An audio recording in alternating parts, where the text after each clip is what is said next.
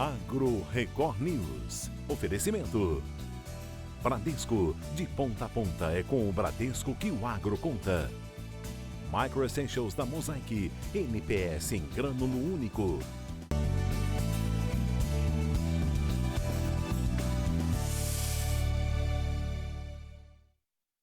Oi, bom dia para você. O Agro Record News está no ar.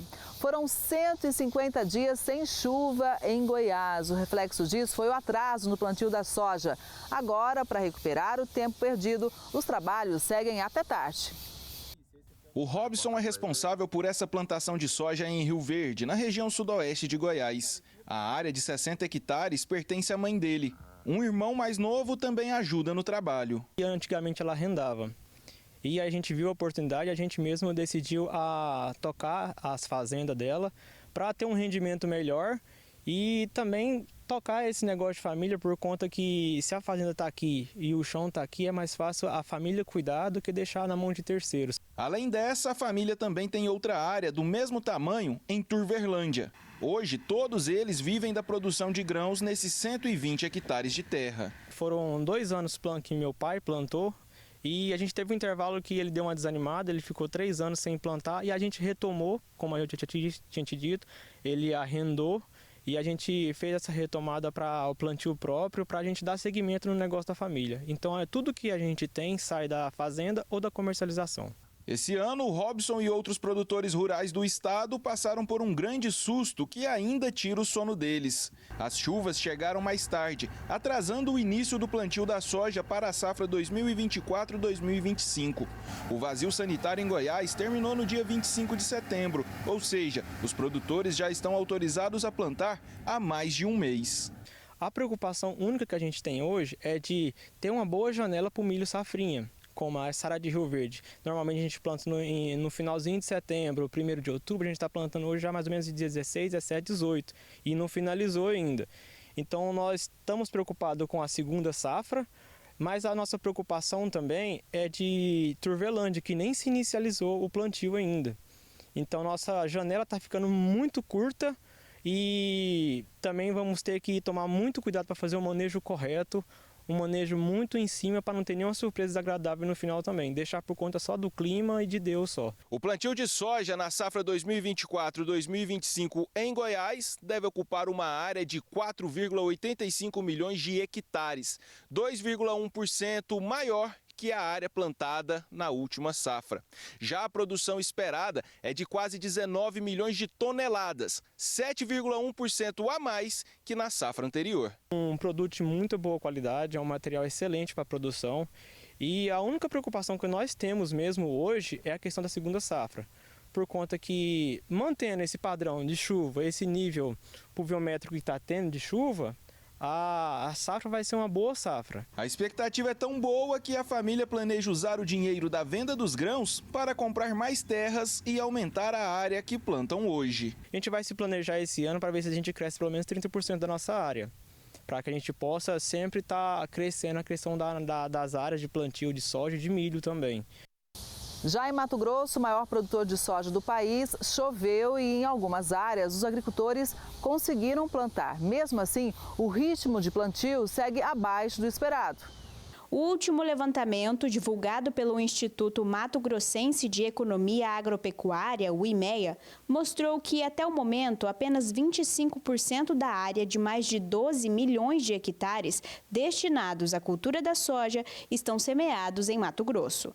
Apesar do avanço de 16 pontos percentuais em uma única semana, o patamar ainda está abaixo do esperado.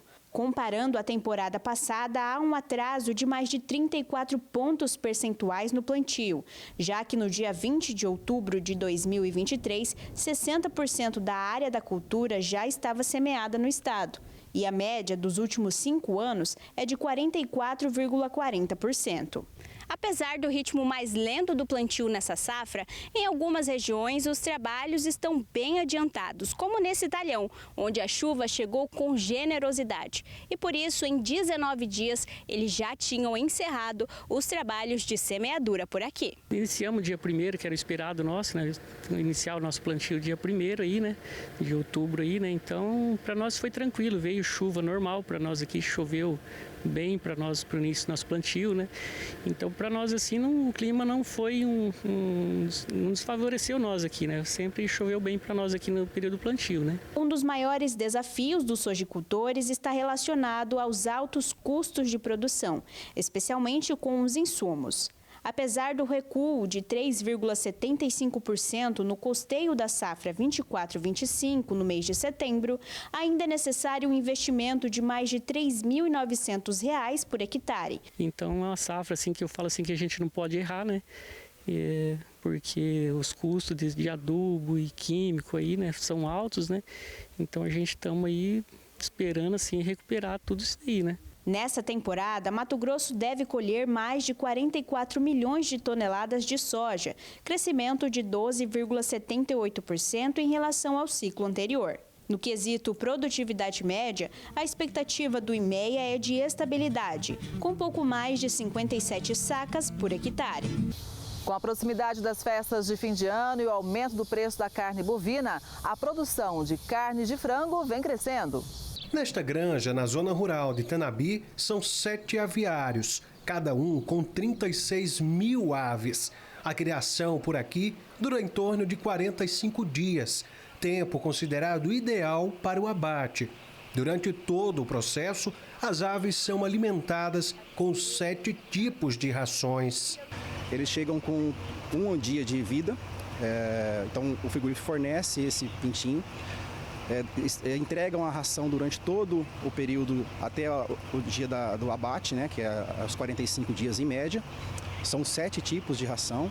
Entregam toda a assistência técnica, como veterinário, zootecnista. Quanto menos ração a gente utilizar para poder produzir 1 quilo de carne, a gente ganha essa em bonificação em razão dessa remuneração. Um mercado em crescimento e com projeções promissoras. Os avanços têm sido acompanhados pelos produtores. No empreendimento do Fábio Berti, são produzidos em média 700 mil frangos por ano. E os planos são de expansão. Há uma demanda muito grande por carne de frango, principalmente agora no final de ano, principalmente também em razão do aumento aí do preço do boi. Tem se procurado muita carne de frango e assim, os frigoríficos procurando bastante a gente aí para aumentar, inclusive, a nossa produção, né? Eu tenho 7 aviários, já estou terminando o 8º e o próximo ano iniciando o 9º aviário. Para este ano, a Associação Brasileira de Proteína Animal projeta uma estimativa de crescimento de quase 2% no volume produzido, podendo chegar a 15 milhões de toneladas aqui no país. Desse total, o mercado internacional deve absorver 5,25 milhões de toneladas neste ano, segundo a Associação Brasileira de Proteína Animal. A Conab também estima um aumento na oferta para o consumo interno. A previsão é de que a produção de carne de frango cresça 2,3% já no próximo ano. Eu acredito que a carne do frango, por ser uma proteína barata, né? E esse aumento do preço da carne bovina acaba que gerando esse aumento do consumo, né? E também, por ser bem saudável, produzir, ainda mais o Brasil, por produzir uma proteína muito boa, livre de doenças e as questões sanitárias são excelentes aqui. Então o Brasil tende a ser aí o primeiro do mundo em tão pouco tempo. E a Associação Brasileira de Proteína Animal assinou com os Estados Unidos um acordo em prol do mercado avícola. Em Paris, os presidentes da Associação Brasileira de Proteína Animal, Ricardo Santin, e da USAPEC, Greg Tyler, assinaram um memorando que estabelece um trabalho de cooperação em prol de questões que impactem o comércio mundial de produtos avícolas. O documento estabelece encontros bilaterais para estimular o intercâmbio de informações e o fortalecimento das ações, em especial em temas como saúde animal, disponibilidade de grãos para ração e combustível, uso e disponibilidade de água, biossegurança, segurança alimentar, resíduos, gerenciamento de sólidos e meio ambiente. O presidente Greg Tyler e eu renovamos um mandato que já havia sido feito lá atrás pelo presidente Turri e o presidente Jim Sumner, reforçando a parceria dos dois maiores produtores e exportadores mundiais de carne de aves. Temas como sustentabilidade, como bem-estar animal, temas como o uso de antimicrobianos e a defesa do comércio para garantir a segurança alimentar estão contidos nesse memorando de entendimento, que reforça essa parceria realizada entre nossos países e ajuda na segurança alimentar global. Produtores rurais do Distrito Federal têm usado um fertilizante orgânico vindo do lodo do esgoto. O material é tratado e disponibilizado pela Companhia de Saneamento Ambiental para os agricultores cadastrados. Tomates industriais de qualidade. Milho doce e milho pamonha fresquinhos. A produção é de toneladas a cada safra. Aqui na Fazenda Buenos Aires, em Lusiânia, que fica a cerca de 60 quilômetros do centro de Brasília, a família da Joisman, juntamente com o sócio, eles produzem principalmente tomate, soja, milho e feijão e trabalham com o confinamento de gado. Na agricultura, eles têm utilizado um fertilizante orgânico cheio de nutrientes e que vem de uma matéria-prima, digamos, um pouco curiosa, né, Joisman? É isso mesmo. Aqui na fazenda, nós utilizamos o lodo de esgoto, que é um resíduo proveniente do tratamento dos esgotos residenciais de Brasília. E realmente esse fertilizante, né, esse resíduo que se transforma em fertilizante, ele faz a diferença, ele tem bastante nutriente? Sim, aqui nós já vamos para o 3º ano e a gente vem notando a cada ano uma grande diferença, porque além do fornecimento de matéria orgânica, que é o principal motivo da gente estar utilizando esse resíduo, é o fornecimento de outros nutrientes que ele é rico, como o nitrogênio, e o fósforo, também tem cálcio, tem magnésio e os micronutrientes. Quando esse material chega aqui na sua fazenda, o que vocês fazem? Utilizam ele assim como chega ou não? Nós utilizamos de duas formas. Nas lavouras onde vai soja e milho grão e sorgo, que é geralmente no sequeiro, nós utilizamos ele in natura. Também utilizamos ele em área de abertura. Se a gente vai abrir uma área, nós estamos utilizando ele in natura.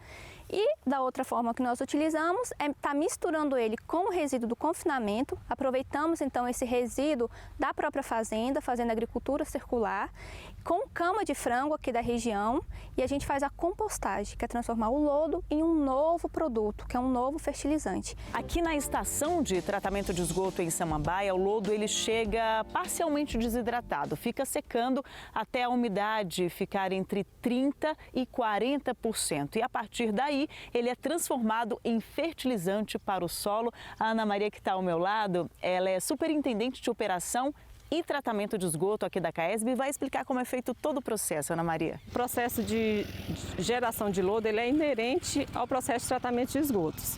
Então, o lodo ele é transportado aqui para a unidade de gerenciamento de lodo. Então, o gerenciamento ele é feito de forma centralizada. O lodo ele chega aqui das unidades de tratamento com a umidade em torno de 80%. Aqui ele passa por um processo de secagem, revolvimento, e ele chega a umidade aí entre 30% e 40%, como foi dito. A partir do momento que ele está seco, que ele já foi processado, esse lodo ele é empilhado e a companhia a gente começa a monitorar a qualidade do lodo. Só a partir do momento que esse monitoramento consegue determinar que o lodo está classificado como classe A, ou seja, que ele está seguro para ser disposto para o agricultor, a partir daí ele é doado, somente nesse momento. E realmente é um material rico em nutrientes para o solo? O Distrito Federal, o sistema de tratamento de esgoto do Distrito Federal ele é característico porque a gente trata o esgoto a nível terciário. Então, o que significa isso? Que a gente tem que remover o fósforo e nitrogênio da fase líquida e esse processo acaba incorporando os nutrientes à fase sólida.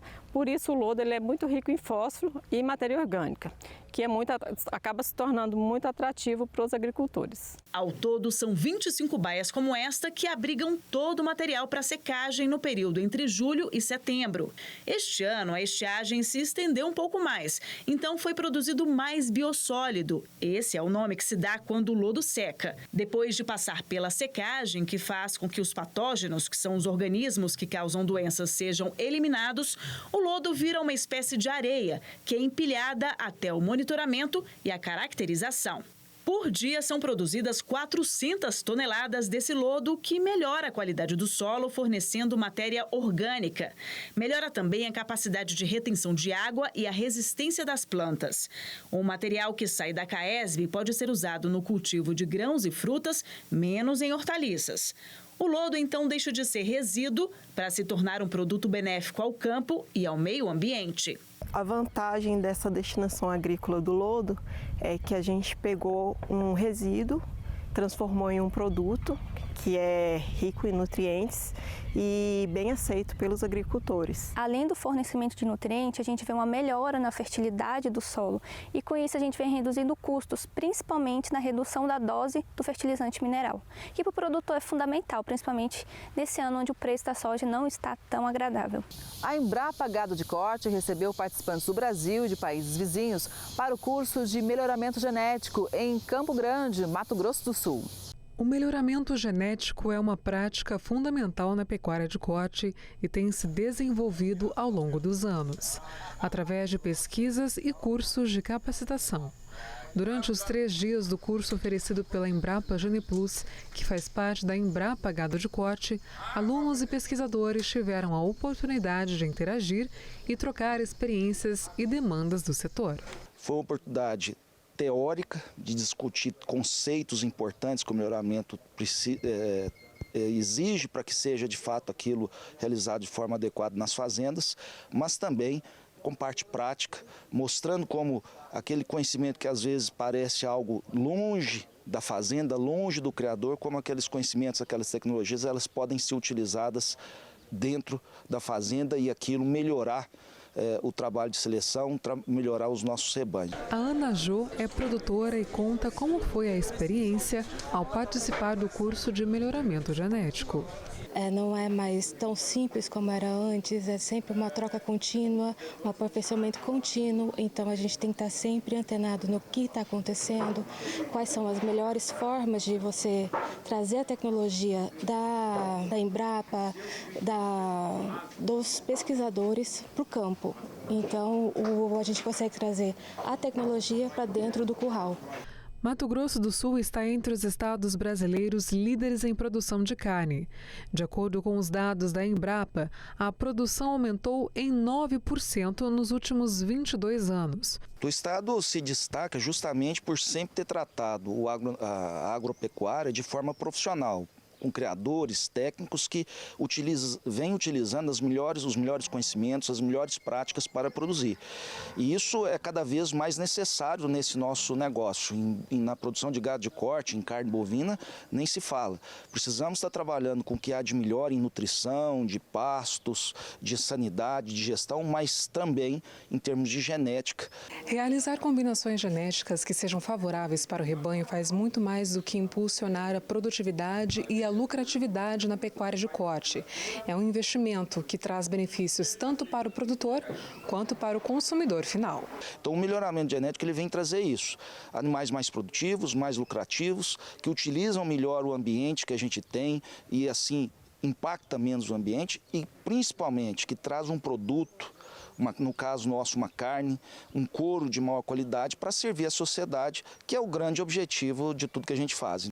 Agora a gente fala de café, porque as chuvas trouxeram um alívio para os produtores. Os cafeicultores estavam preocupados com o clima seco e desfavorável, mas as chuvas que começaram a cair em praticamente todas as regiões produtoras de café trouxe um pouco de tranquilidade. Pesquisadores do CPEA apontaram que, como o registro de chuva havia sido observado também para a segunda quinzena de outubro, proporcionando a abertura de flores, as recentes chuvas devem ajudar no pegamento e na abertura da florada. Apesar da boa expectativa, o déficit hídrico ainda é grande. Por isso, a constância das chuvas é necessária para a sequência da safra 2025-26. Na maioria das praças de arábica, por exemplo, o volume da chuva é muito baixo. Portanto, ainda é cedo para estimar a influência no pegamento das flores, assim como a redução do estresse hídrico das plantas.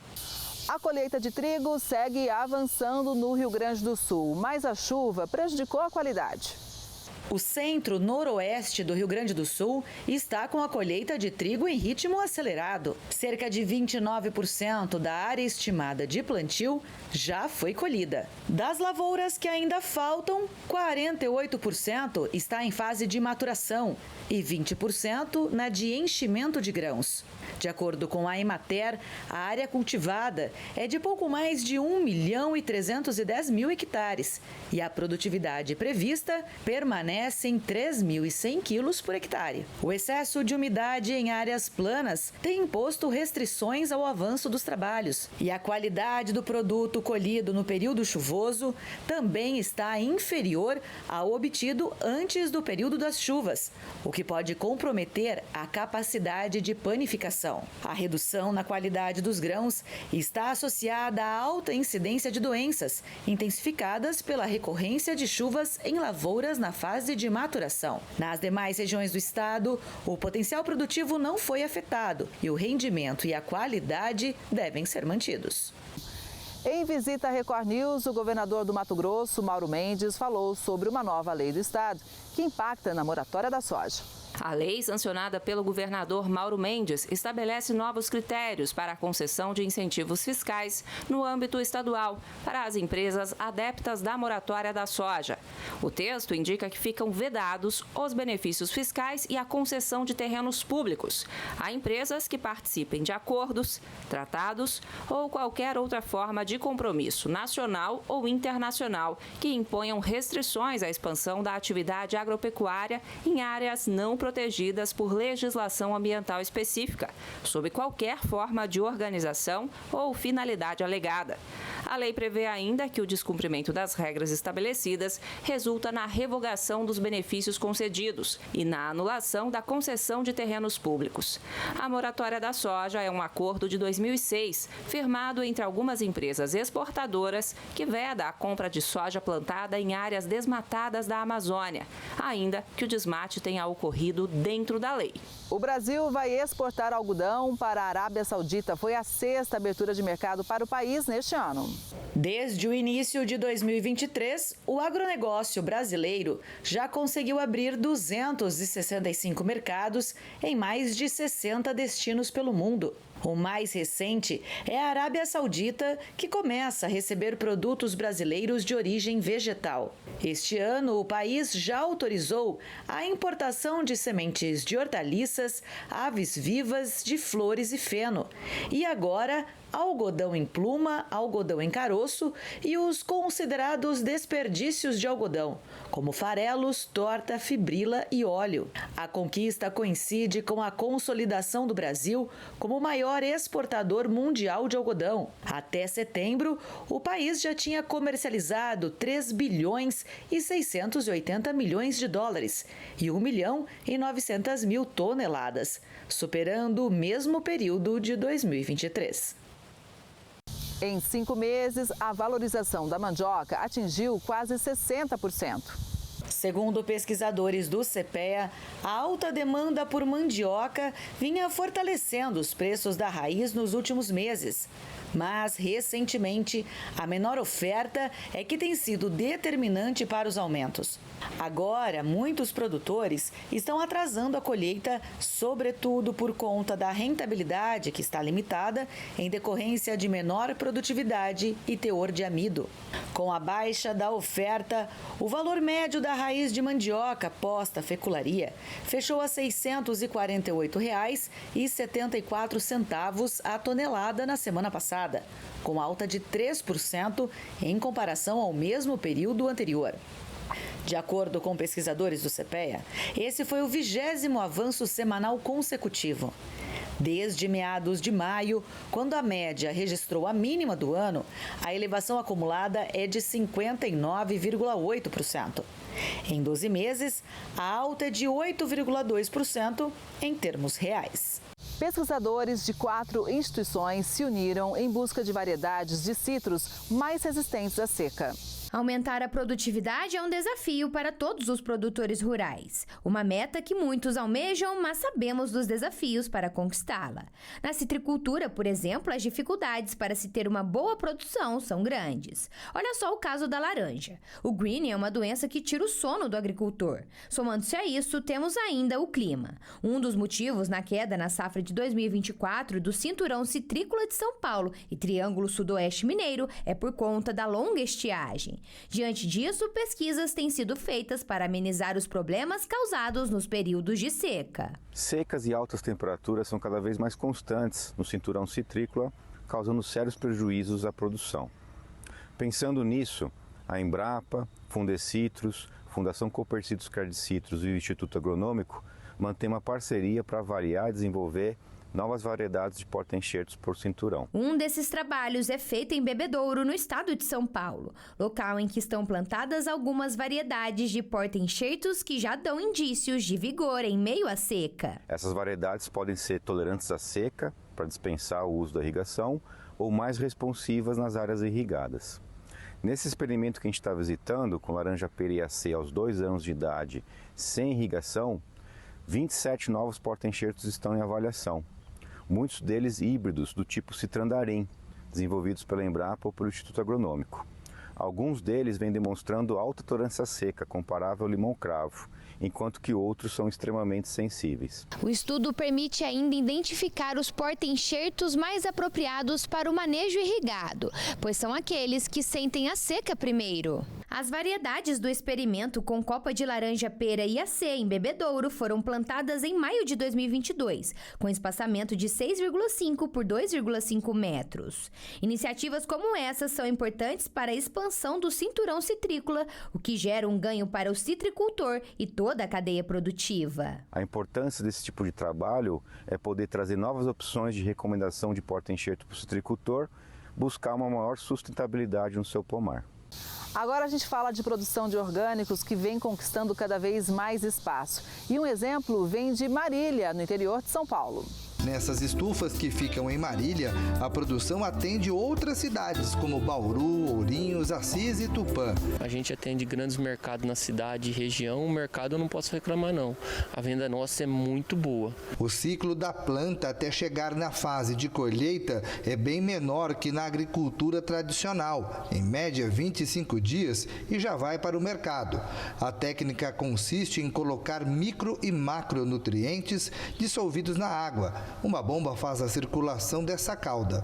Ela passa pelas raízes e o aproveitamento é quase total, bem diferente se fosse na terra. O sistema nosso hoje é tudo automatizado, então a gente programa lá no computador lá, aí a irrigação irriga a cada 1 hora, 5 minutos para refrescar o ambiente, porque essa planta também não pode cair muita água. Se ela cair muita água, traz doença, sabe? A estrutura conta com uma lona que funciona como um difusor de luz, espalhando a claridade. A tela ajuda a amenizar o calor nos dias mais quentes. Essa de cor vermelha é de Israel, assim como a maioria dos aspersores. Na ponta do lápis, a hidroponia compensa. Quer ver só? Para montar uma bancada como essa, o agricultor investiria em torno de R$ 2.200. Ela é capaz de produzir até 100 maços em torno de 25 dias. Cada maço é comercializado a R$ 4,00. Ou seja, depois de 4 colheitas, ele consegue recuperar o investimento. E tem mais, a durabilidade desse material. A garantia é de 8 anos, mas ele pode durar até 20 anos. O Everson é engenheiro agrônomo. A hidroponia é uma das especialidades dele.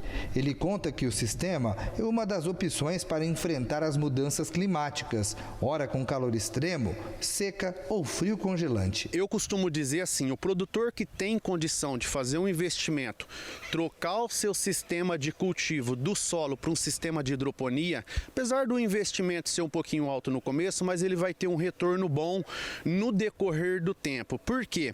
Hoje no sistema hidropônico, ele vai conseguir ter um cultivo muito mais rápido, às vezes com 25 dias ele já consegue fazer a colheita dessas hortaliças folhosas em sistema de hidropônico.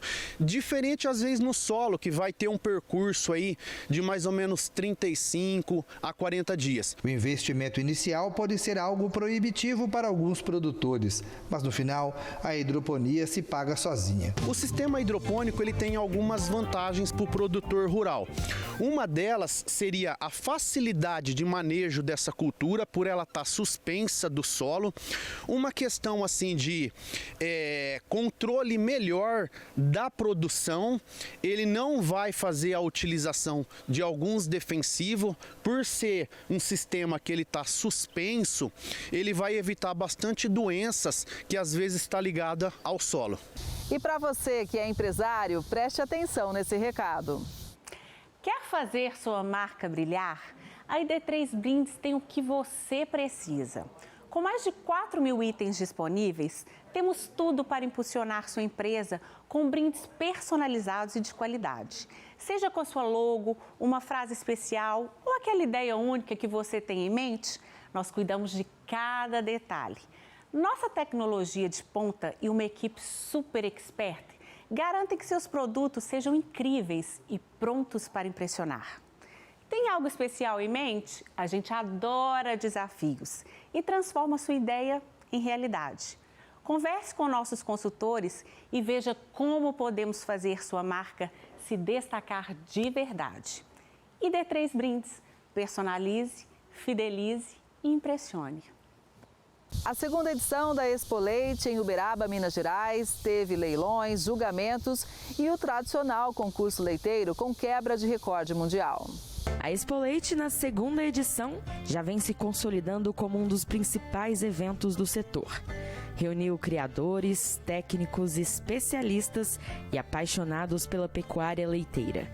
É um reconhecimento do trabalho e para a gente, mais do que isso, é poder, a associação, né, poder mostrar para o Brasil, para o mundo inteiro, que vai, durante a exposição, mostrar o potencial das raças ebuínas também para produzir leite, né? Hoje, 90% do leite produzido no Brasil tem genética zebuína, seja puro quanto cruzado. Então, o local de seleção, onde a seleção é mais assídua e estamos à frente aos outros países, é aqui no Brasil. Um dos principais momentos foi o concurso leiteiro, que registrou a quebra de um recorde mundial. Participaram do torneio animais das raças Gir Leiteiro e Girolando. Essa é a vaca Darling, da fazenda São José do Cancan, a grande vencedora da raça Gir Leiteiro. Essa verdadeira querida bateu a marca mundial de produção de leite durante o concurso leiteiro, atingindo quase 85 quilos de média. E para alcançar um resultado assim, é preciso muito trabalho. Serviu para a gente a primeira Expo Leite de aprendizado, como auxiliar o próximo ano, e no segundo ano, nesse ano, no caso, nós demos toda a condição para que a disputa fosse ainda melhor, ainda mais acirrada. Destaque também para os julgamentos. Fêmeas e machos das raças Guzerá, Gir Leiteiro e Girolando marcaram presença na pista do pavilhão multiuso no Parque Fernando Costa, em Uberaba. Eles estão trazendo o que tem de melhor. E esse é o objetivo da exposição. Para cada uma das raças, um jurado foi convocado em campo e o público acompanhou a avaliação criteriosa. Olhares atentos a cada detalhe, do crânio ao biotipo, definindo os melhores representantes das raças e celebrando a dedicação dos produtores. A gente sempre tem um grupo de mais ou menos 30 animais que estão fechados ao longo do ano, sendo preparados tanto para exposição quanto para leilão. Os leilões movimentaram o setor com cifras expressivas e o entusiasmo valorizou a genética de ponta. Do outro lado da feira, a agricultura familiar trouxe o sabor da produção local, com queijos, doces e outros produtos que encantaram o público. Estando com esses produtores aqui nesse espaço, proporcionar a eles essa oportunidade de adquirir alimentos, saborear esses alimentos, né? E até mesmo divulgar o trabalho que a gente faz diariamente junto com esses produtores. Uma exposição desse nível Uberaba, além de trazer os benefícios para a área rural, nós temos também um benefício que circula dentro do nosso município. Né? Nós temos aí maior lotação nos nossos hotéis, uma movimentação na economia. As feiras Progenética e Profêmias trouxeram oportunidades únicas para produtores investirem em melhoramento genético com condições especiais, democratizando o acesso a uma genética de alta qualidade. De negócios fechados a recordes quebrados, de sabor a tradição. Uberaba mais uma vez se consolidou como o palco das melhores práticas e inovações no setor leiteiro. A Política está consolidada, né?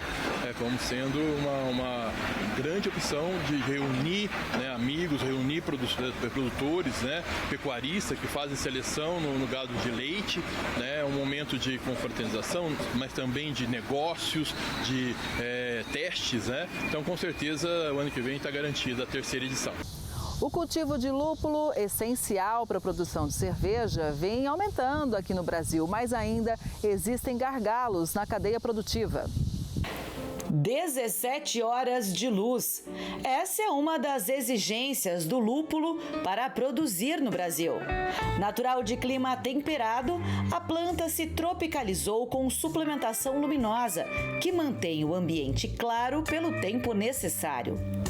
A muda, depois de plantada, é treinada para subir. Com 1 mês, ela já atinge 6 metros de altura. Com 60 dias, a luz artificial é desligada. Depois de 4 meses, é hora da primeira colheita, que deve ser rápida, já que a janela é de apenas 1 semana. Essa propriedade, localizada em Araraquara, na região central do estado de São Paulo, produz lúpulo em uma área experimental, mas já planeja a expansão. Na verdade, começou com uma sugestão de um agrônomo, né, fitopatologista, falou, olha, já que você está com uma área para plantio, planta lúpulo. E aí eu pesquisei, comecei a entender o que é o lúpulo e ele acabou virando uma paixão, porque é uma planta que encanta. Esse universo lupuleiro, ele é um universo que encanta. Você começa a estudar e não para nunca mais. No ano passado, o Brasil colheu cerca de 88 toneladas de lúpulo, um aumento de 200% em relação a 2022. Isso representa mais ou menos 1% do que foi consumido pela indústria cervejeira no país. O Brasil é o 3º maior fabricante mundial de cerveja, com uma produção de cerca de 14 bilhões de litros por ano em quase 2.000 estabelecimentos. O lúpulo é um dos 3 componentes necessários para a produção da cerveja. E ele é forte. Dependendo da receita, para cada litro da bebida são necessários de 0,003 até 5 gramas da planta. Os outros ingredientes são água e cevada. O professor Leinig é coordenador de um curso de pós-graduação de técnicas cervejeiras e explica a função do lúpulo. O que importa pra gente no lúpulo é uma coisa chamada alfa-ácido e a qualidade desse alfa-ácido. A cerveja, para dar uma durabilidade maior à cerveja, só que ele acrescenta tons de sabor, de aroma que enobrecem a cerveja. E o lúpulo produzido por aqui tem suas particularidades. Ele tem uma característica de produzir cervejas mais refrescantes, que combina com o nosso calor, né? O curso administrado na Unesp forma líderes cervejeiros. Além das técnicas, o aluno é instigado a desenvolver sua própria receita, sempre valorizando cada elemento da mistura. A cerveja sem lúpulo não tem graça, ela perde o amargor, ela perde o sabor, ela perde o aroma. E a quantidade de lúpulo que você põe, o tipo de lúpulo que você põe e no momento que você põe, a hora que você vai fazer o mosto, se você põe no início, no meio, no fim, ou se você põe depois mesmo, faz a cerveja passar pelo lúpulo, tudo isso muda o gosto. As cervejas mais amargas, a gente põe o lúpulo no início da fervura. As cervejas mais perfumadas, né, a gente põe o lúpulo no final da fervura. Para a proprietária do Lupulau, o que ainda está amargo são os custos, apesar da alta produtividade. São 2,5 safras por ano no Brasil, que rendem cerca de 2,5 toneladas por hectare. Mas os gastos com a produção no campo são altos e existem poucas fábricas de beneficiamento. O cone colhido precisa ser desidratado e peletizado para ser enviado para a indústria. Poucos locais fazem isso. Por isso, a cadeia produtiva do lúpulo está se unindo e se fortalecendo juntamente com um programa do governo do estado de São Paulo que visa fomentar todo o processo, inclusive implantando um centro de beneficiamento. É preciso estudos em engenharia química. Embora exista no mundo, a gente precisa tropicalizar essas informações, né? Porque a gente vai começar a ter uma engenharia, um terroir brasileiro dentro dessa tropicalização do clima brasileiro e tudo isso precisa ser muito específico. Então, nesse caso, eu acho que o gargalo do Brasil é a criação dessa indústria de transformação e de beneficiamento do lúpulo. O lúpulo faz parte da família Cannabaceae e também tem propriedades medicinais. E se depender dos apreciadores da bebida alcoólica mais antiga do mundo, o mercado é garantido. A criação da Lei do Combustível do Futuro gera novas oportunidades para os produtores rurais. Eu conversei sobre isso com Alexandre Alonso, que é pesquisador e também chefe-geral da Embrapa Agroenergia em Brasília.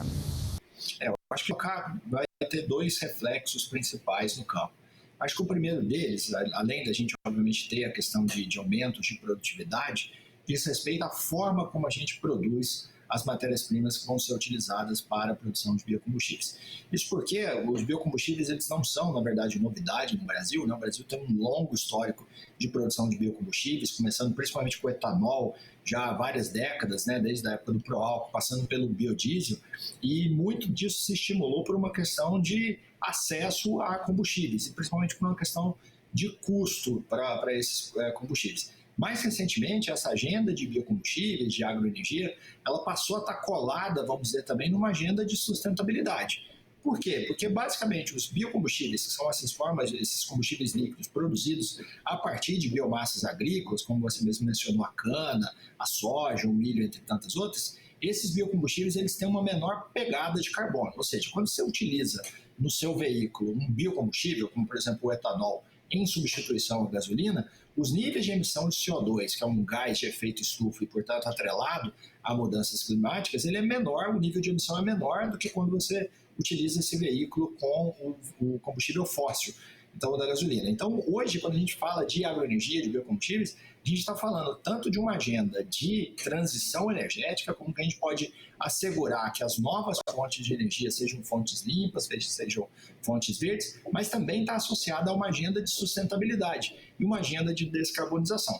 Isso faz com que a forma como se produza as biomassas que vão ser utilizadas para a produção de biocombustível, ela também tenha um impacto. A gente hoje tem trabalhado na Embrapa, a Embrapa Agroenergia e várias outras unidades, em protocolos que a gente tem chamado de agricultura de baixo carbono. Ou seja, como que eu consigo produzir a mesma soja, por exemplo, mas emitindo menos carbono durante o processo de produção? Como que eu posso produzir cana-de-açúcar emitindo menos CO2? Por quê? Quanto menos CO2 a gente emitir durante a fase agrícola, portanto os produtores incorporando aí técnicas mais sustentáveis, técnicas mais conservacionistas, menor vai ser a pegada de carbono do biocombustível que é produzido a partir daquela biomassa. Ou seja, com o estímulo para a produção de biocombustível, a gente vai ter tanto o estímulo para aumentar a produção e a produtividade, quanto um estímulo também para se produzir de uma maneira mais sustentável. Eu costumo dizer que a agricultura brasileira ela passou por uma fase de expansão de área, principalmente, né, quando a gente migrou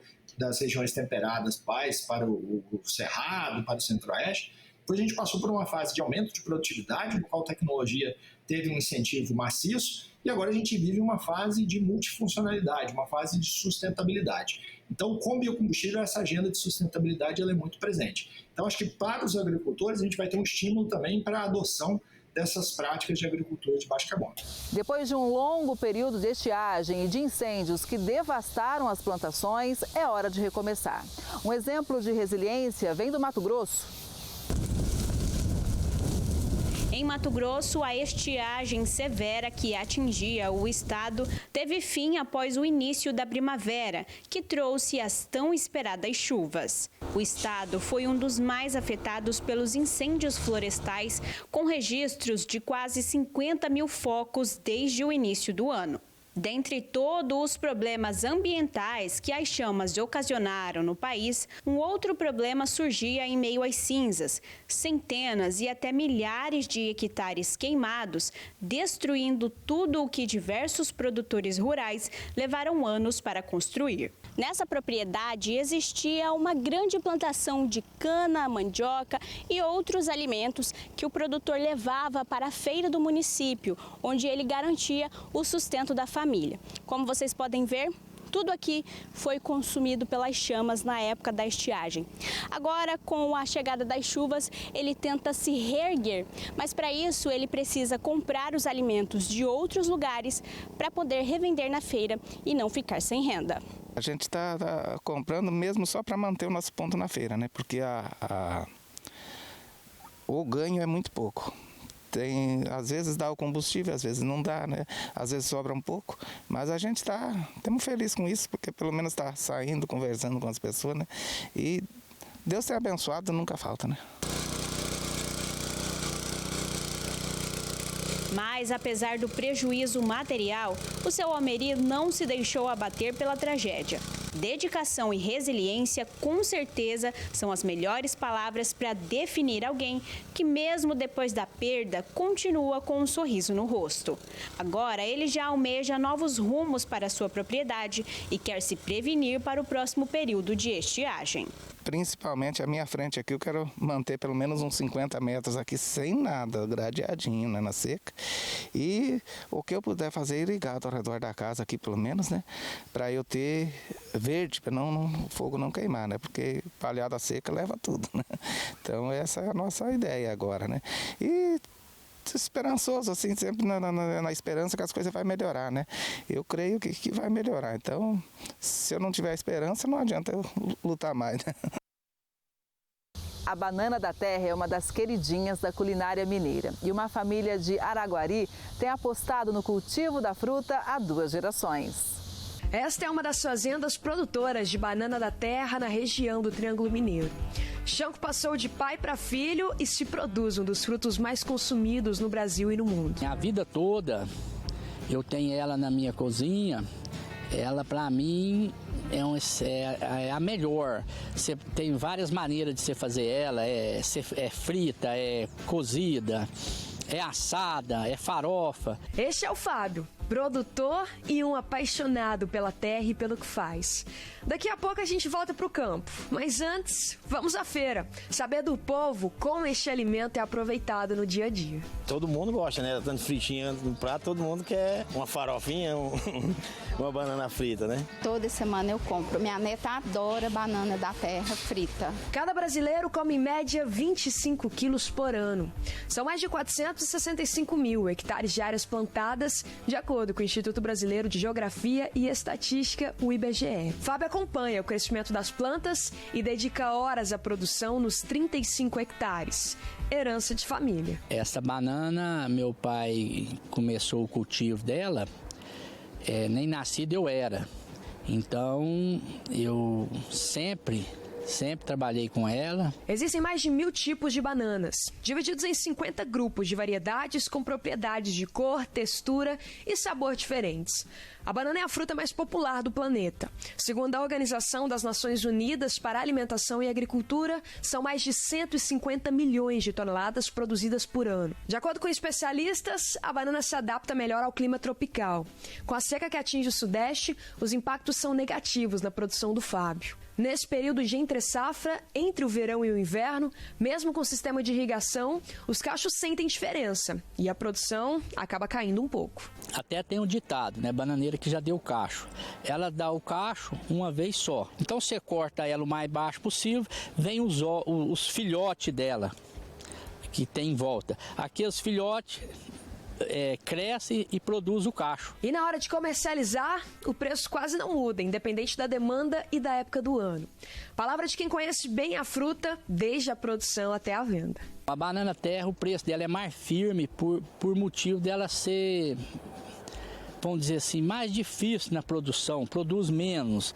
Aonde você tira, vamos dizer assim, num hectare que você tira 300 pratas, você vai tirar 80 terra. Então ela não produz, por mais que você trata do bananal, ela não produz igual a prata. A prática de cultivo sustentável é comum entre os agricultores que trabalham com a produção de banana. As técnicas incluem a rotação de culturas, controle biológico de praga e uso racional de insumo, promovendo uma agricultura mais saudável. Em Minas Gerais, a produção de banana da terra é realizada principalmente por pequenos e médios agricultores, que cultivam a fruta tanto para o consumo local quanto para a comercialização em mercados regionais. No Triângulo Mineiro, além das condições climáticas, existem outros fatores que favorecem o cultivo. Entre eles está a questão de adubação, nutrição do solo, a questão de irrigação e principalmente as questões climáticas. O produtor tem que ficar atento, porque ultimamente a gente está observando um calor excessivo e isso é prejudicial à produção. Da plantação, a colheita vai direto para o mercado do produtor na Ceasa, ponto conhecido por reunir produtores e comerciantes. O Fábio valoriza a relação que constrói com os compradores e acompanha as entregas pessoalmente. As entregas são feitas 2 vezes por semana. Em cada dia, Fábio leva cerca de 250 caixas e praticamente 90% já estão vendidas. Para o produtor, não existe nada mais gratificante do que ver a produção. Resultado de muito esforço sendo vendida e apreciada pelos consumidores. É muito gratificante a produção que a terra nos produz, que Deus nos deixou. Eu fico observando a quantidade de alimento e variedade que tem. Então vamos dizer assim, é um mistério de Deus, né? E tem mais história de Minas Gerais. Uma família virou referência na produção de queijo de leite de cabra. Olha só. Queijos macios, maturados, de cores diferentes e com diversos processos até chegar na mesa de um consumidor com paladar refinado. Quem experimenta pela primeira vez já nota que o queijo de cabra tem um sabor inesquecível. Chega a derreter na língua, assim, o paladar, o aroma dele, o cheiro, a textura, nossa, é muito bom. É uma receita especial, né? É um camembert de cabra, ele tem uma camada de carvão e uma camada de mofo por fora. Então isso aí vai dar uma textura diferente e vai ajudar também a dar um sabor que é único para esse queijo. Bom, para chegar até o ponto de degustação, é preciso um manejo detalhado das cabras. Ao chegar na fábrica, fomos recebidos pelo Daniel. O pequeno complexo industrial é dividido em baias onde ficam as cabras prenhas e vazias, a maternidade para onde são levados os recém-nascidos e as fêmeas que dão leite quase o ano todo. O negócio começou por necessidade. É que a irmã do Daniel era alérgica a leite de vaca. A solução, o leite de cabra. Foi aí que surgiu a ideia de comprar os primeiros animais. Meu pai viu que tinha uma dificuldade danada para encontrar esse leite e depois que ele encontrou, ele falou assim, não, quer saber de uma coisa? Eu vou criar, né? Teve essa ideia e depois com o tempo ele foi investindo nisso daí para ter a produção de leite de cabra para atender crianças também que têm alergia, né? Até hoje, muita criança vem, muitos pais, né, vêm aqui para comprar leite para dar para as crianças. O leite de cabra é constituído de 0,70 a 85% de sais minerais, quantidade pouco superior à do leite de vaca, e é bem superior ao alimento bovino, em termos de cálcio, fósforo, potássio, magnésio, e superior ao leite humano nos teores de fósforo, sódio e potássio, o que torna o leite de cabra muito mais saudável e menos alergênico. O queijo produzido pela família foi ficando tão bom que há 6 anos eles resolveram comercializar os produtos. E deu certo.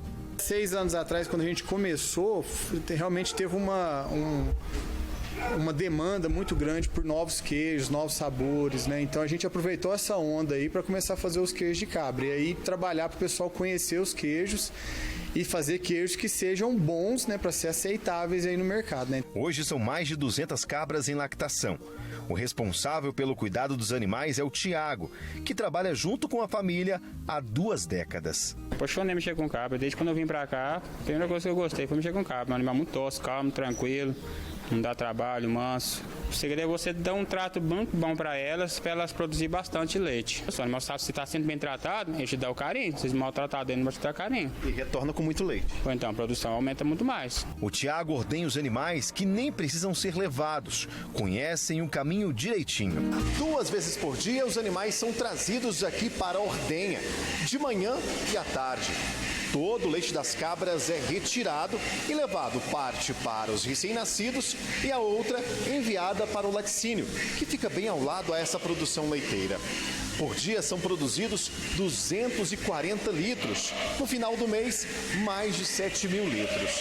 Parte do leite é comprado pela comunidade e outra fica para a produção de queijos. Hoje, são 8 tipos de queijos produzidos aqui, desde os frescais aos mofados como este. Tem o Bursan, por exemplo, que ele são 5 sabores. Tem esse Golda, né, que para nós é o carota, mas ele é um Golda. Tem o Fidalgo, que é o pecorino, o Gotardo.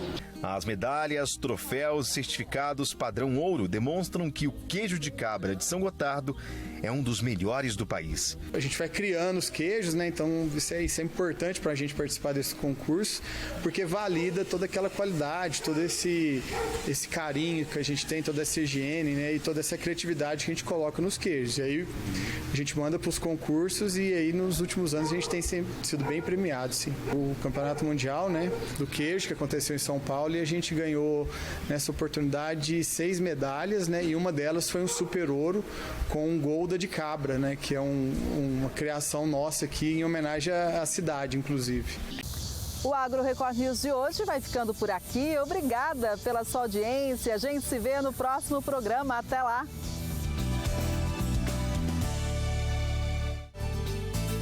Agro Record News. Oferecimento.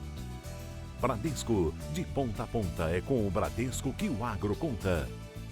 Micro Essentials da Mosaic, NPS em grano no único.